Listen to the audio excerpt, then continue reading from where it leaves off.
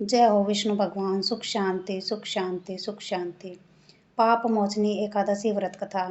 धर्मराज बोले, हे भगवान, मैंने फागुन मास के शुक्ल पक्ष की एकादशी का माहात्म्य सुना। अब आप चैत मास के कृष्ण पक्ष की एकादशी के बारे में बताइए। इस एकादशी का नाम क्या है? इसमें कौन से देवता की पूजा की जाती है तथा विधि क्या है? सो विस्तार से कहिए।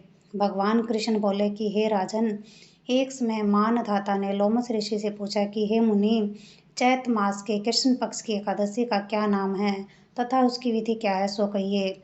लोमस ऋषि बोले कि हे राजन, चैत मास के कृष्ण पक्ष की एकादशी का नाम पाप मोचनी है। उसके व्रत के प्रभाव से मनुष्यों के अनेक पाप नष्ट हो जाते हैं। इसकी कथा इस प्रकार है। प्राचीन काल में एक चैत्ररथ नामक वन था।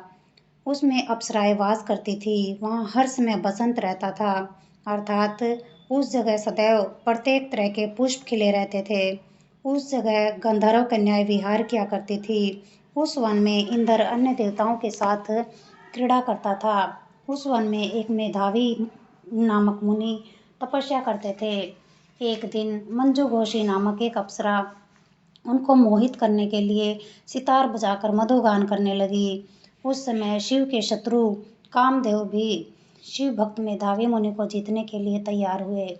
कामदेव ने उस सुंदर अप्सरा के भ्रुक धनुष बनाया, कटाक्ष को उसकी डोरी बनाया, उसके नेत्रों को उसने धनुष बनाया और कुचों को कुरी बनाया। उस मंजूघोषी अप्सरा को सेनापति बनाया। इस तरह कामदेव अपने शत्रु के भगत को जीतने को तैयार हुआ। उस समय मेधावी मुनि भी युवा तथा हष्ट-पुष्ट थे। उन्होंने यज्ञोपवीत तथा दंड धारण कर रखा था। वह दूसरे कामदेव के समान शोभा पाते थे। उस मुनि को देख के कामदेव के वश में हुई मंजू घोषी ने धीरे धीरे मधुर वाणी से वीणा पर गाना शुरू किया। मेधावी मुनि उस मधुर गाने पर तथा उसके सौंदर्य पर मोहित हो गए। वह अप्सरा उस मुनि को कामदेव से पीड़ित जानकर उनसे आलिंगन करने लगी। वह मुनि उसके सौंदर्य पर मोहित होकर शिव रहस्य को भूल गए और काम के वशीभूत होकर उसके साथ रमण करने लगे। उस मुनि को काम के वशीभूत होने के कारण उस समय दिन रात का कुछ भी ध्यान न रहा और बहुत समय तक रमण करते रहे। एक दिन मंजू घोषी उस मुनि से बोली, हे मुनि, अब मुझे बहुत समय हो गया है, स्वर्ग जाने की आज्ञा दीजिए। अप्सरा के ऐसे वचन सुनकर मुनि बोले, हे सुंदरी, तू तो आज इसी संध्या को आई है, अभी प्रातः काल तक ठहरो। मुनि के ऐसे वचन सुनकर अप्सरा उनके साथ रमण करने लगी और बहुत समय बिता दिया। फिर उसने मुनि से कहा, हे मुनिदेव, अब आप मुझे स्वर्ग जाने की आज्ञा दीजिए। आपकी रात्रि तो बहुत लंबी है। अब आप सोचिए कि मुझे आपके पास आए कितना समय हो गया है। उस अप्सरा के वचनों को सुनकर मुनि को ज्ञान प्राप्त हुआ और समय का विचार करने लगे। तब ध्यान करने पर उसका परिमाण 57 साल 7 महीने और 3 दिन ज्ञात हुआ। तो उस अप्सरा को काल का रूप समझकर वह महान क्रोधित हुए और उस तप का नाश करने वाली अप्सरा की तरफ देखने लगे। उनके अंवर कांपने लगे और इंद्रियां व्याकुल होने लगी। बस मुनि अप्सरा से बोले, हे दुष्ट, मेरे तप को नष्ट करने वाली तू अब मेरे श्राप से पिशाचनी होगी। हे महान पापिन और दुराचारणी, तुझे धिक्कार है।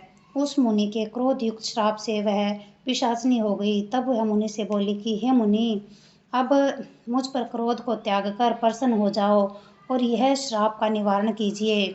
विद्वानों ने कहा कि साधुओं की संगत अच्छा फल देने वाली होती है, इसलिए आपके साथ तो मैंने बहुत वर्ष व्यतीत किए हैं, अतः अब आप मुझ पर प्रसन्न हो जाइए। तब मुनि को कुछ शांति मिली और उस पिशाचिनी से बोले, री दुष्टे, तूने मेरा बड़ा बुरा किया है, परंतु फिर भी मैं श्राप से छूटने का उपाय बतलाता हूँ। चैत मास के कृष्ण पक्ष की जो एकादशी है उसका नाम पाप मोचनी है। उस एकादशी का व्रत करने से तू पिशाचिनी देह से छूट जाएगी। इस प्रकार मुनि ने उसको समस्त विधि बतला दी और अपने पापों के प्रायश्चित करने के लिए पिता च्यवन ऋषि के पास गए। च्यवन ऋषि अपने पुत्र मेधावी को देखकर बोले, रे पुत्र, यह तूने क्या किया? तेरे समस्त तप नष्ट हो गए हैं। मेधावी बोले, हे पिताजी, मैंने बहुत बड़ा पाप किया है, आप उससे छूटने का उपाय बतलाइए। च्यवन ऋषि बोले, हे तात, तुम चैत्र मास के कृष्ण पक्ष की पाप मोचनी एकादशी का भक्ति पूर्वक व्रत करो, इससे तुम्हारे समस्त पाप नष्ट हो जाएंगे। पिता के वचनों को सुनकर मेधावी ऋषि ने पाप मोचनी एकादशी का विधि पूर्वक उपवास किया। उसके प्रभाव से उसके समस्त पाप नष्ट हो गए। मंजू घोषी अप्सरा भी पाप मोचनी एकादशी का व्रत करने से पिशाचिनी देह से छूट गई और सुंदर रूप धारण करके स्वर्ग लोक को चली गई। लोमस मुनि बोले कि हे राजन, इस पाप मोचनी एकादशी के प्रभाव से सभी पाप नष्ट हो जाते हैं। इस एकादशी की कथा के श्रवण व पठन से 1000 गौ दान करने का फल मिलता है। इस व्रत के करने से ब्रह्म हत्या करने वाले, स्वर्ण चुराने वाले, मद्यपान करने वाले, अगम्यागमन करने वाले आदि के पाप नष्ट हो जाते हैं और अंत में स्वर्ग लोक को जाते हैं। जय हो विष्णु भगवान। सुख शांति, सुख शांति, सुख शांति। आरती। ओम जय जगदीश हरे, स्वामी जय जगदीश हरे। भक्त जनों के संकट, दास जनों के संकट क्षण में दूर करे। ओम जय जगदीश हरे। जो ध्यावे फल पावे, दुख बिन से मन का, स्वामी दुख बिन से मन का। सुख संपत्ति घर आवे, धन दौलत घर आवे, कष्ट मिटे तन का। ओम जय जगदीश हरे। मात पिता तुम मेरे, शरण पड़ू मैं किसकी, स्वामी शरण पड़ू मैं किसकी। तुम बिन और न दूजा, प्रभु बिन और न कोई, आस करूं मैं जिसकी। ओम जय जगदीश हरे। तुम पूर्ण परमात्मा, तुम अंतर्यामी, स्वामी तुम अंतर्यामी। पार ब्रह्म परमेश्वर, जगत पिता परमेश्वर, तुम सबके स्वामी। ओम जय जगदीश हरे। तुम करुणा के सागर, तुम पालन करता, स्वामी तुम रक्षा करता। मैं सेवक तुम स्वामी, मैं मूर्ख खल कामी, कृपा करो भरता। ओम जय जगदीश हरे। तुम हो एक अगोचर, सबके प्राणपति, स्वामी सबके प्राणपति। किस विध मिलूं दया में, कैसे आऊं शरण में, तुमको मैं कुमति। ओम जय जगदीश हरे। दीन बंधु दुख हरता, ठाकुर तुम मेरे, प्रभु सेवक हम तेरे। अपने हाथ उठाओ, दया करो शरण लगाओ, द्वार पड़ू मैं तेरे। ओम जय जगदीश हरे। विषय विकार मिटाओ, पाप हरो देवा, स्वामी कष्ट हरो देवा। श्रद्धा भक्ति बढ़ाओ, श्रद्धा प्रेम बढ़ाओ, संतन की सेवा। ओम जय जगदीश हरे।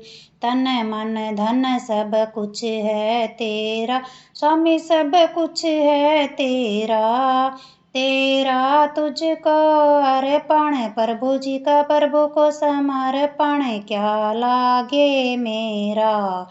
ओम जय जगदीश हरे। श्याम सुंदर जी की आरती जो कोई जन गावे, स्वामी प्रेम सहित गावे। कहत शिवानंद स्वामी, भजो हरि हर स्वामी, मनवांचित फल पावे। ओम जय जगदीश हरे। ओम जय जगदीश हरे। स्वामी जय जगदीश हरे। भक्त जनों के संकट, दास जनों के संकट क्षण में दूर करे। ओम जय जगदीश हरे। जय विष्णु भगवान। सुख शांति, सुख शांति, सुख शांति।